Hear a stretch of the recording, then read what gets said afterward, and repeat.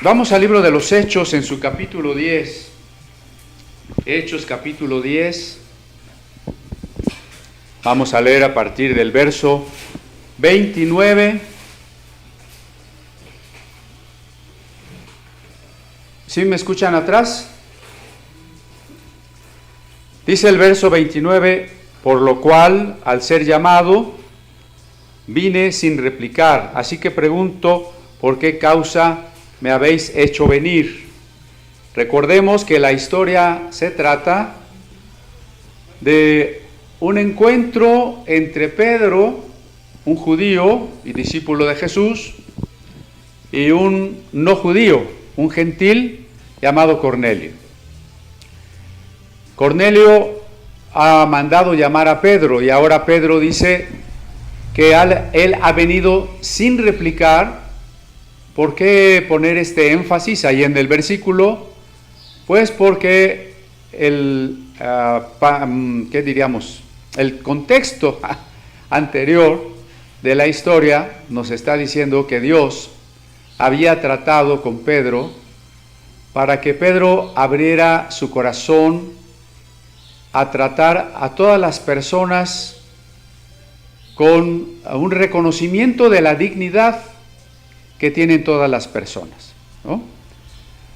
Y entonces, por eso, ante el trato de Dios, Pedro dice, bueno, yo he venido ya sin replicar, porque en otro momento no hubiera venido.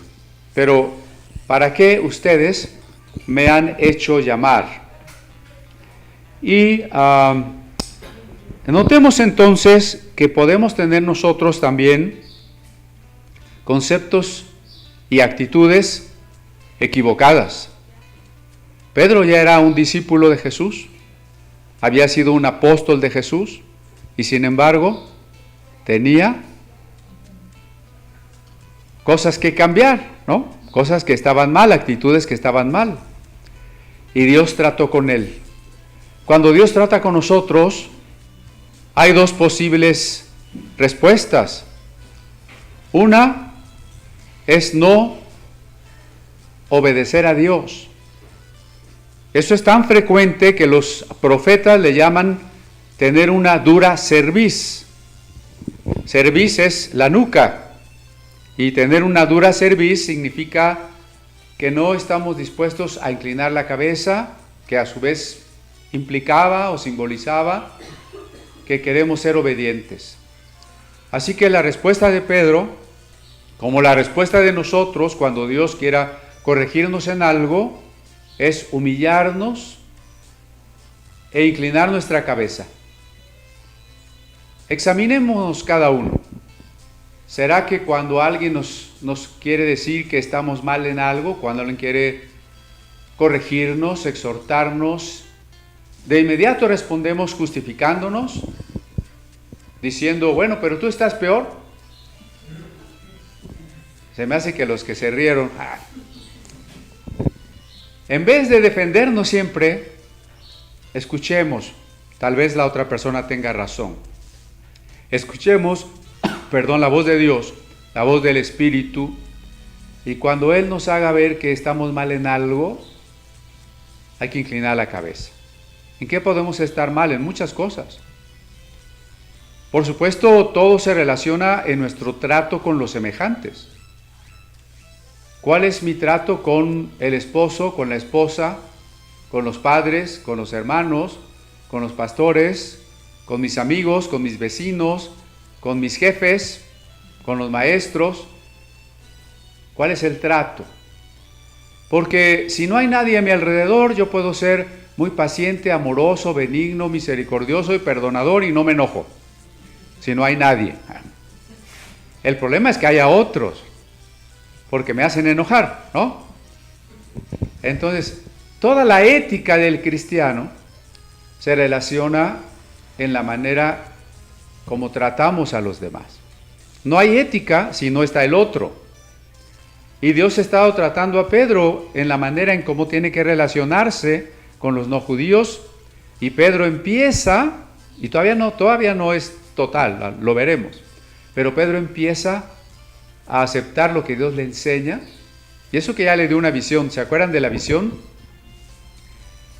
Inclina su cabeza y decide acompañar a aquellos emisarios de regreso allá con el centurión Cornelio. Y entonces, en el verso 30, Cornelio le contesta la razón por la que lo ha llamado y le dice: hace 4 días que a esta hora yo estaba en ayunas, y a la hora 9, mientras oraba en mi casa, vi que se puso delante de mí un varón con vestido resplandeciente. Recuerde que Cornelio no es un judío, pero viviendo en Cesarea, que es un puerto allá en Palestina, Cornelio ha conocido algo de la religión judía y se ha interesado en ese Dios invisible, en ese Dios único del que hablan los judíos. Ciertamente los gentiles han estado en su mayoría inmersos en religiones que podemos llamar politeístas, muchos dioses. El problema del politeísmo es que esos dioses son fuerzas naturales. Ninguno de esos dioses está más allá de la creación. No es un ser supremo después del cual ya no hay nada. No es un ser originario de todas las cosas, sino que al final de cuentas son fuerzas ya existentes que no nos explican de dónde salió todo, ¿no? Por ejemplo, este Dios es la lluvia, este es la tierra, este es el mar, este es el sol. Cornelio empezó a interesarse en ese Dios supremo por el cual ya se habían preguntado algunos filósofos, como los primeros teólogos filósofos de la Grecia antigua, especialmente Genófanes, tales de Mileto, y después de ellos Sócrates y Platón y Aristóteles. Y ahora en la misma manera Cornelio, pero Cornelio además se ha dado cuenta que los judíos o algunos judíos piadosos no solo dialogan con Dios, con ese Dios invisible, lo cual no es fácil para quien está acostumbrado a algo concreto, ¿no? A una imagen. Ya les conté que cuando yo estaba en la primaria, los compañeritos me atacaban diciendo que los protestantes oraban con la pared. ¿Por qué ellos pensaban que hablaban con la pared? Pues porque no ven una imagen. Pero precisamente este mandato de no te harás imagen es que ni siquiera de Dios tenemos que pensar en una imagen que lo limita. Dios no tiene forma porque es infinito, porque está en todas partes. Entonces Cornelio también oraba y también decidió algo que los judíos hacían: ayunar. Recuerden que ayunar, y lo menciono porque no hace mucho lo comentamos, es una manera de expresar la aflicción del alma, así le llama también la Escritura, aflicción del alma. No ayuno para convencer a Dios, no ayuno para tener más poder, no ayuno para que se me otorgue lo que estoy pidiendo. Ayuno porque cuando una persona está preocupada, no tiene ganas de comer. Si la persona más querida de usted estuviera muy grave, ¿en qué estaría pensando usted? Dejarlo ahí en el quirófano mientras usted quiere una hamburguesa con papas. ¿Eso piensa usted? No dan ganas de comer, ¿verdad? El ayuno es cuando realmente tenemos ese deseo tan profundo, tan intenso, de saber de Dios, de tener un contacto con Dios, de entender su voluntad, de confesar nuestros pecados. No significa que siempre seamos teólogos de la oración y del ayuno, pero lo que Dios ve es nuestra actitud, el interior, lo que normalmente llamamos el corazón y, cosa curiosa, y los riñones. ¿Cómo los riñones? Bueno, es que en el pensamiento hebreo, de la época de los Salmos, por ejemplo, corazón son los pensamientos y riñones son las emociones. Por eso algunos salmos dice: tú escudriñas mis riñones, Claro, no es en lo físico donde están esas cosas, pero son metáforas, metáfora del pensamiento y de las emociones. Y ahí está Cornelio ayunando y orando a ese Dios que todavía le es desconocido. Fíjense qué interesante. Cuando a la hora de la oración, coincidiendo con la hora de la oración en el templo, las 3 de la tarde, se presenta ante él un ser con alas vestido de blanco, volando. No, dice Oli, y tiene toda la razón. Un varón resplandeciente. ¿Cómo son los ángeles? ¿Usted ha visto uno? No sabemos muy bien cómo son. Pueden pasar inadvertidos. El texto de Hebreos dice, algunos sin saberlo hospedaron ángeles. Entonces no necesariamente tienen alas y batitas blancas y ojos azules, ¿no? Sino que aquí hay un varón que tiene algo más que una persona ordinaria. Y entonces dice Cornelio que ese hombre, nosotros llamamos mensajero, porque ángel significa nada más que eso, mensajero, le dice, tu oración ha sido oída y tus limosnas han sido recordadas delante de Dios. Me llama la atención, tu oración ha sido oída. ¿Cornelio era cristiano? Entonces Dios también oye la oración de los no cristianos. Ah, caray, como que esto nos está cambiando la teología, ¿no? Parecía a veces que solo los cristianos que oramos en el nombre de Jesús somos escuchados por Dios. Aquí vemos que cualquier persona que sinceramente, que desde el fondo de su ser le habla a Dios, es escuchada por Dios. Claro, eso no significa que está pidiendo lo adecuado, no significa que conoce a Jesús. Cuando yo platico con una persona y me dice, no, yo sí creo en Dios y yo le pido todas las mañanas, bueno, yo tengo que explicarle que no basta con pedirle todas las mañanas, sino que hace falta entregarle nuestra vida para que Él sea nuestro dueño y sea el centro de nuestra existencia. Sí, el no cristiano puede orar, pero no le ha entregado su vida a Dios.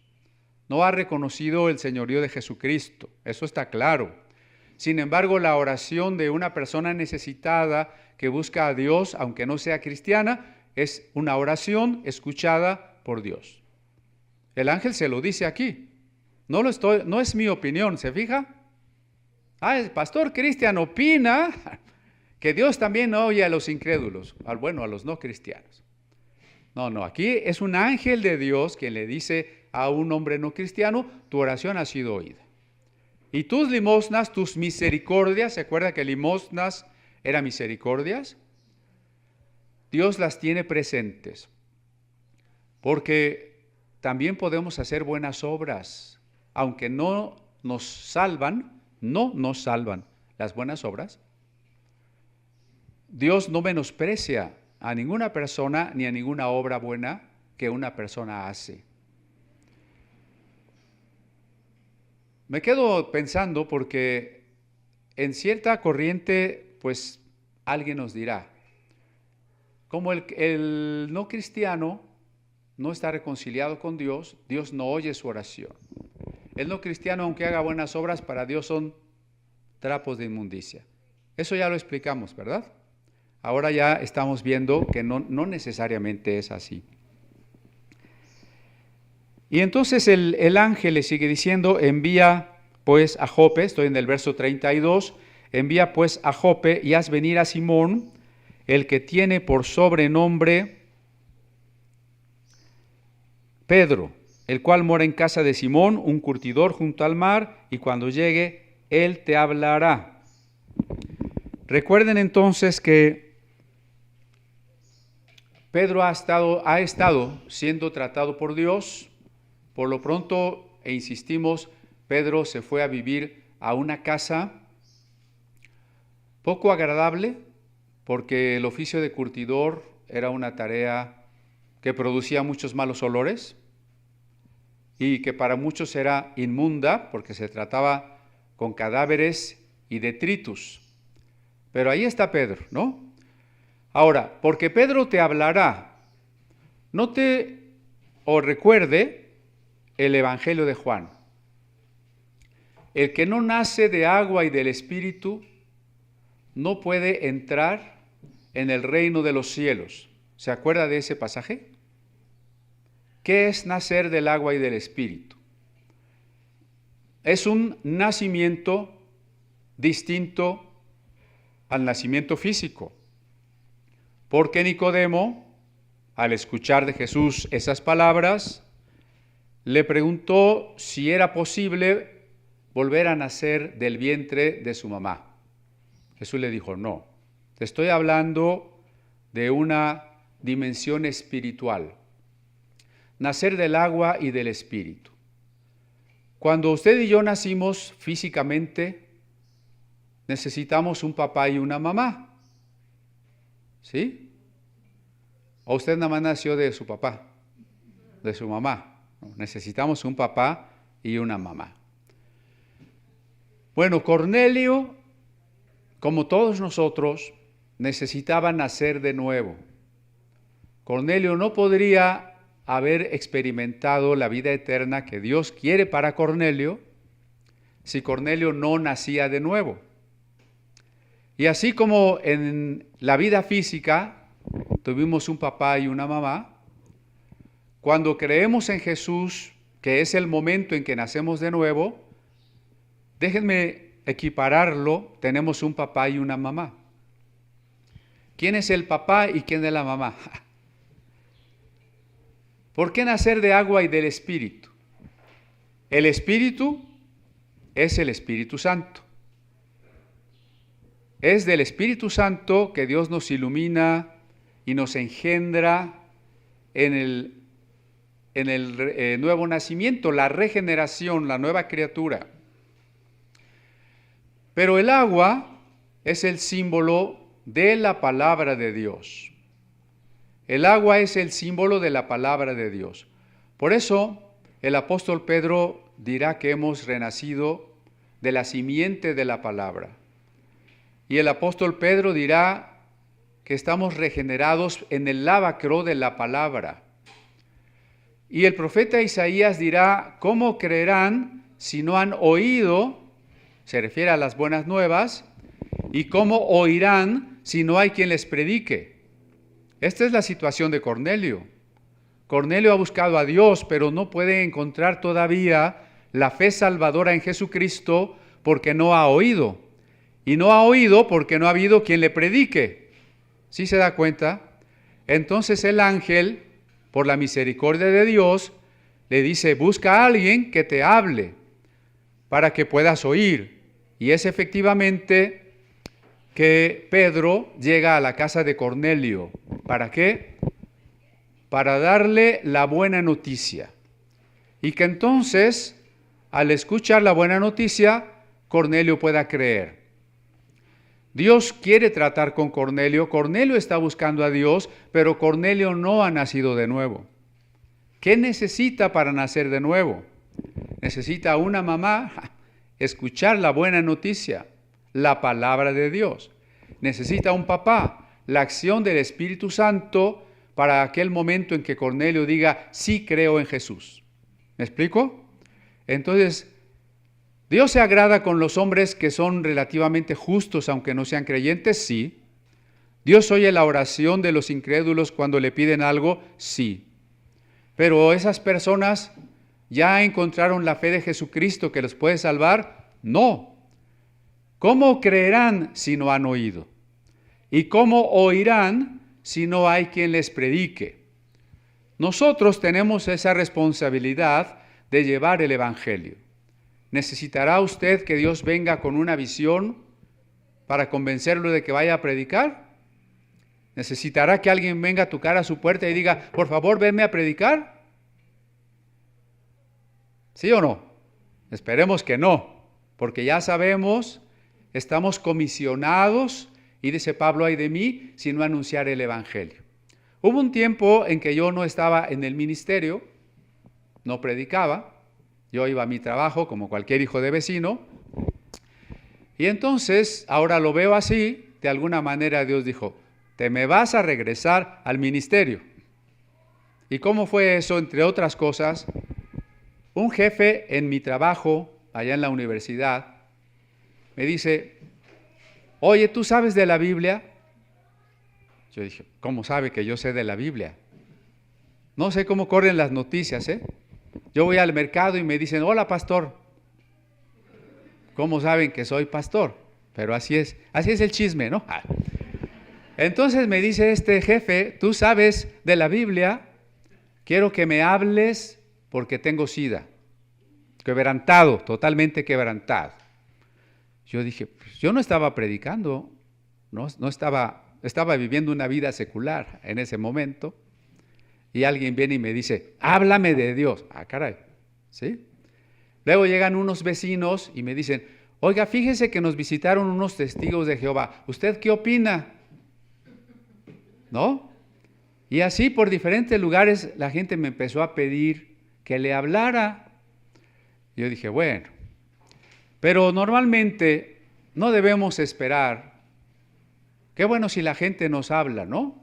Cuando de repente suena el teléfono y quiere venir a una entrevista en Canal 11 sobre rollos del Mar Muerto, pues encantado. Pero normalmente, más que esperar, nosotros tenemos que ir. Así dice el mandato, ¿no? Vayan y hagan discípulos, vayan y prediquen a toda criatura. Sí, adelante, aquí hay sillas, con toda confianza, gracias. Y entonces, esa es nuestra tarea. La tarea, el gran privilegio que tuvo Pedro, llegar a la casa de Cornelio y hablarle la palabra de Dios, porque sin la palabra de Dios, Cornelio no puede llegar al punto de la salvación. Y lo importante es eso. Lo importante no es solo que esté buscando a Dios, que Dios tenga misericordia de él, sino que se concrete el acto salvífico. Bueno, ahora vamos más adelante en el verso 33. Así que luego envié por ti y tú has hecho bien en venir. Ahora pues, todos nosotros estamos aquí en la presencia de Dios para oír todo lo que Dios te ha mandado. Hay una disposición de escuchar. Quisiéramos, ¿no?, que todas las personas tuvieran la disposición de escuchar el Evangelio. No siempre es así. Pablo de algunos lugares fue expulsado, lo quisieron apedrear o lo metieron en la cárcel. Pero hay otras personas que tienen tal hambre de Dios que están dispuestos a escuchar. Cornelio había reunido a sus vecinos, a sus amigos, a su familia, a sus sirvientes, y de alguna manera, pásate Normita, por favor. De alguna manera, Cornelio les había contagiado esa curiosidad, ese deseo, esa hambre espiritual. Me parece muy importante que nos identifiquemos con Cornelio en ese sentido. No seamos personas pasivas, siempre esperando a ver qué hace el otro, qué circunstancias se presentan. Tendríamos que ser mejor personas que pueden influir a los otros positivamente, con el hambre de Dios. Quiero decir esto con mucho cuidado, ¿no? Porque muchas veces se intenta influir a los otros para obtener un beneficio, un liderazgo, un puesto político, etc. No estoy hablando de eso. Estoy hablando de una influencia positiva como la de Cornelio, con todo este grupo de personas a las que ha reunido, para que tengan una curiosidad, un hambre, un asombro por la palabra de Dios. Ahora, en el verso 34 y 35, ese es el que tenemos en griego. No sé si ya está por allí.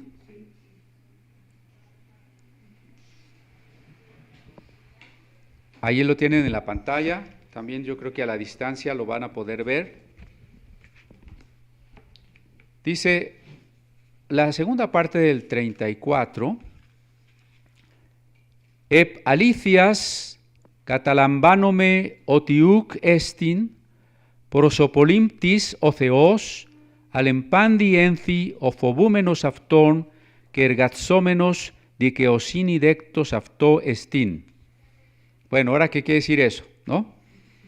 Quiere decir, cuando Pedro habló, dice lo siguiente: en verdad, ep alicias, ¿alguien se llama Alicia?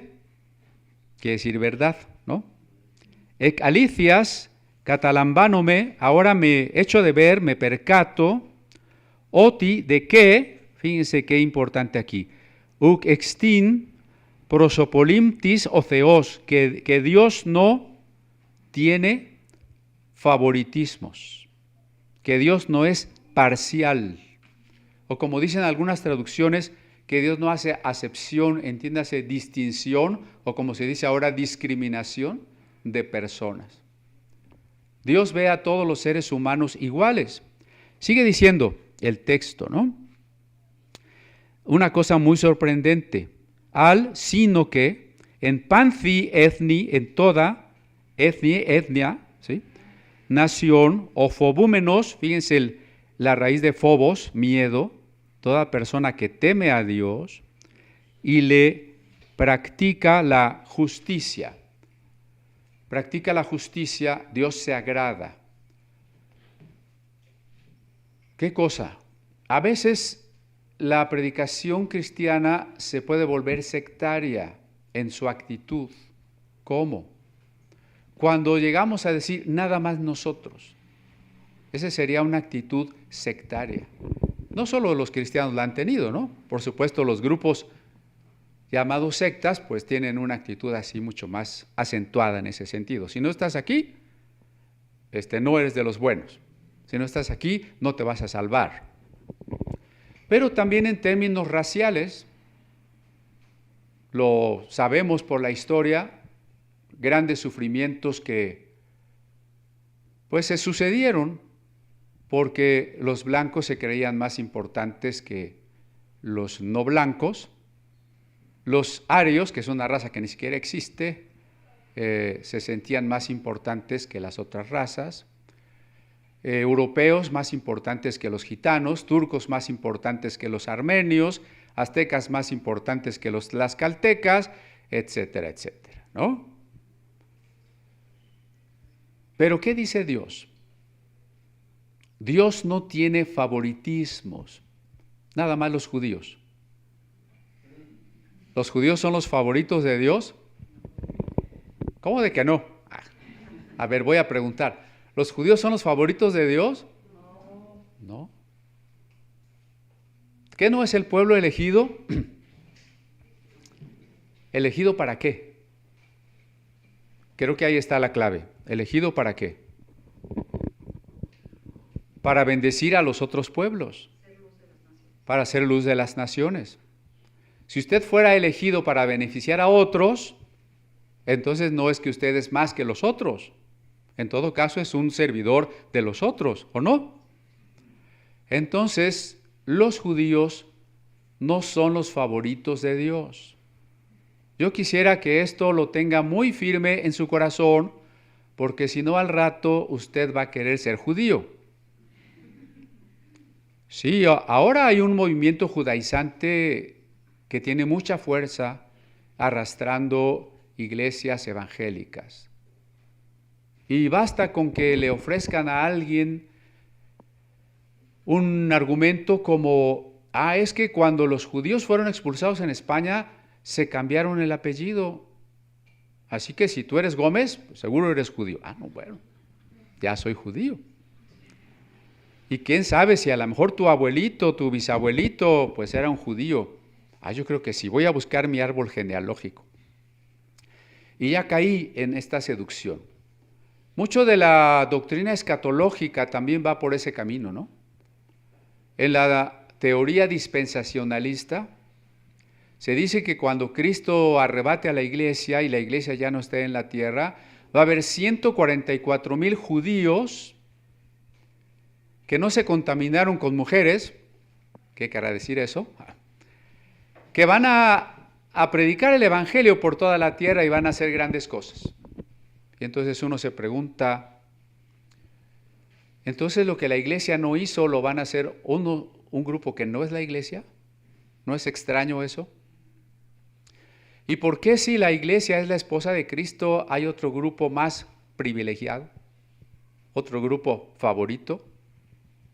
No sé si las esposas estén de acuerdo con que haya otra favorita por ahí. Son cosas muy extrañas. ¿Y sabe de dónde salen?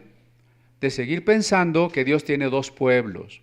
La iglesia es el pueblo de Dios y los judíos son el pueblo más consentido de Dios. Dios no tiene dos pueblos.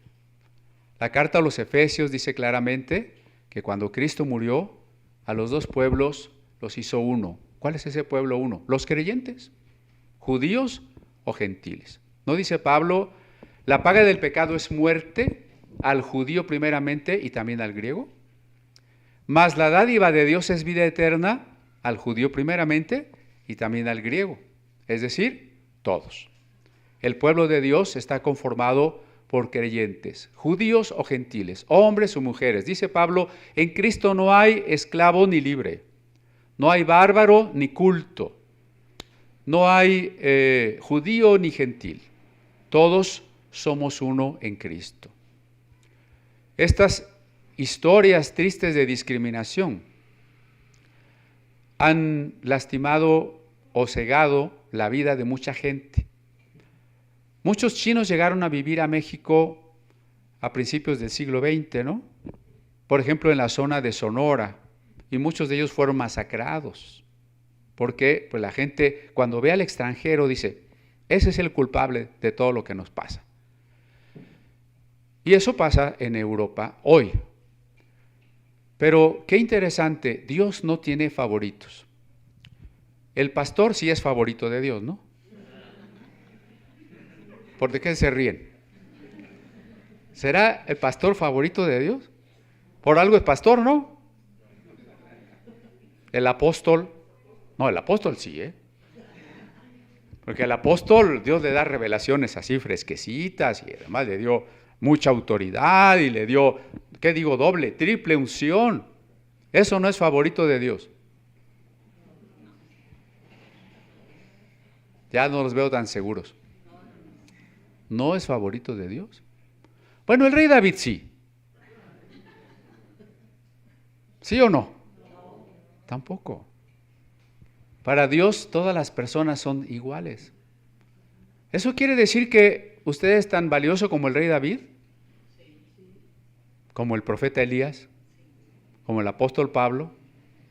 Claro, no hemos hecho lo mismo, este es otro asunto, ¿no? Pero para Dios somos igualmente importantes. Primero porque nos hizo a su imagen. ¿Quién es más imagen de Dios? No se puede ser más imagen, o se es imagen o no se es, ¿verdad? Todos somos imagen de Dios. Si Cristo murió por todos, otra vez allí, somos iguales, puesto que no puedes morir más por unos y menos por otros. A ver, por ti me morí al 100% y por ti al 90%. Te mueres ya, ¿no? Entonces Jesús murió por todos. Por tanto, si Dios amó al mundo de tal manera que dio a su Hijo, y lo dio por todos, ¿a quién ama más? Pues a todos, ¿sí? Entonces, para Pedro no fue fácil llegar a esta conclusión. Como judío, él pensaba que los judíos eran superiores a los gentiles, que Dios amaba más al pueblo judío. Eso pensaba Pedro. Le costó mucho trabajo considerar que no era así. Llegar a este entendimiento le costó mucho trabajo. Nos puede costar también a nosotros, ¿no? ¿Por qué? Porque la mayoría de los cristianos, y quizá no del ámbito católico, pero sí del ámbito evangélico, piensan que el judío es favorito de Dios. ¿No le ha llegado por ahí de estas redes sociales? Oremos por Israel. ¿Sí o no le ha llegado eso? ¿Y cuántas veces le ha llegado, oremos por Oaxaca? Parece que Oaxaca no es importante, ¿no? Pero también porque, y como nos comentaba Antonio, para muchos el favorito de Dios es el apóstol, el siervo de Dios, el ungido de Dios. No hay favoritos para Dios. ¿No es una buena noticia? Hermano, usted que se sentía poco importante para Dios, usted que no osaba compararse con los ungidos, ¿no es una buena noticia saber que todos somos importantes para Dios? ¿Que Dios no distingue? Deuteronomio capítulo 10, verso 17 dice que Dios no distingue entre las personas. Tiene que juzgar al que ha pecado y tiene que retribuir al que le ha buscado, sin distinción. No se vaya a confiar tampoco. Es que Dios me ama tanto y me ha consentido tanto que pues de repente me puedo dar mis escapaditas a pecar y no pasa nada. Porque así era Samson, ¿no? Yo soy el escogido de Dios y se daba sus escapadas a pecar y cada vez decía, esta vez saldré como las otras. Esa fue su confianza. Esta vez saldré como las otras, me libraré como las otras veces. Y cuando se despertó, ya no tenía cabello. Y después ya no tenía ojos. Y se lo llevaron de esclavo, ¿no? Porque Dios no hace distinción de personas. Ni para rechazarnos, ni amarnos menos, pero tampoco para dejar de castigarnos si le fallamos, ¿no? Porque, fíjese lo que decía luego el siguiente verso, que fue el 35, ¿no? Sino que en toda nación se agrada del que le teme, y consultando varias versiones, casi todas traducen del que le honra. No me extiendo en eso porque hoy no tenemos mucho tiempo, pero porque además ya hemos explicado que la palabra griega temor es phobos y no hay que endulzarla diciendo que es honrar. Temer es temer. Rudolf Otto, uno de los grandes pensadores sobre la dimensión de lo religioso, le llama el mysterium tremendum et fascinans. Es decir, cuando nos enfrentamos con lo sagrado, con la presencia de Dios, es un terror sagrado.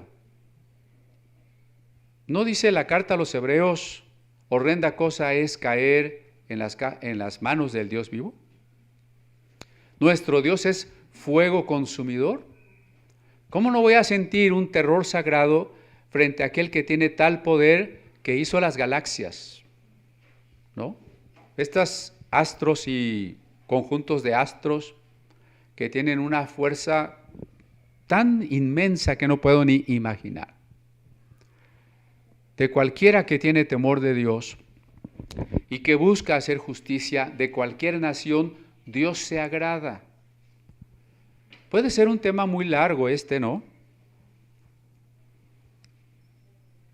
Pero, por ejemplo, estamos acostumbrados a veces a pensar que los elegidos, los salvados, van a ser tan poquitos. Solo los que vienen a mi iglesia. ¿No se ha preguntado alguna vez, ¿y cómo el Señor trata, cómo va a salvar a los que nunca oyeron del Evangelio? ¿Se van a salvar algunos o nadie? Por ejemplo, todos los babilonios, todos los caníbales, todos los esquimales, todos los incas, ¿se van a ir al infierno? ¿Algunos se van a salvar? ¿Y cómo? Bueno, dejemos aclarado, siempre por Cristo. Porque Cristo es el camino, la verdad y la vida, y nadie puede llegar al Padre si no es por Cristo. Por supuesto que ellos no supieron de Cristo, pero de alguna manera buscaron a Dios. Algunos, no estoy diciendo que todos. Lea con calma Romanos capítulo 2. ¿No? Hoy le voy a dejar dudas porque ya se me acabó el tiempo, mejor le voy a dejar dudas.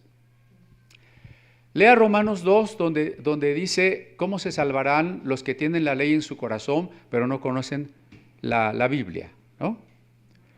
Estudia Mateo 25 también, donde las naciones se presentan a un juicio, y cuál es el criterio que Cristo, que es el juez, porque nadie se salva si no es por Cristo, aplicará.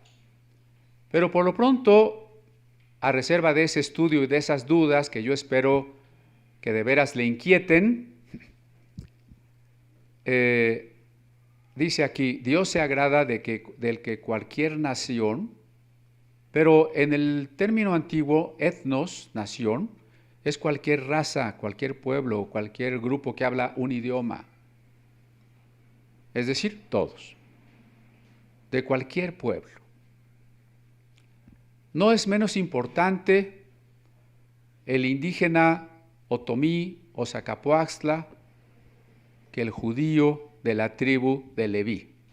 ¿Verdad que no? Si ambos han pecado, la paga del pecado es muerte. Si ambos buscan a Dios, Dios se agrada de cualquiera, de cualquiera. Entonces, bueno, ante algunas doctrinas demasiado exclusivistas, esto puede sonar hasta escandaloso. Pueden decir, el pastor Cristian ya está haciendo herejías, ya es ecuménico, ya se abrió a que la gente se salva de cualquier manera. No, porque Cornelio necesitó nacer de nuevo, necesitó escuchar el Evangelio. Pero lo que Pedro ha entendido no podemos borrarlo del pasaje. Dios se agrada de cualquier persona, de cualquier raza, de cualquier grupo étnico que tenga temor de Dios, que busque a Dios, que haga justicia como Cornelio, que compartía con los demás y hacía misericordias. ¿Sí? Bueno, lo dejamos aquí.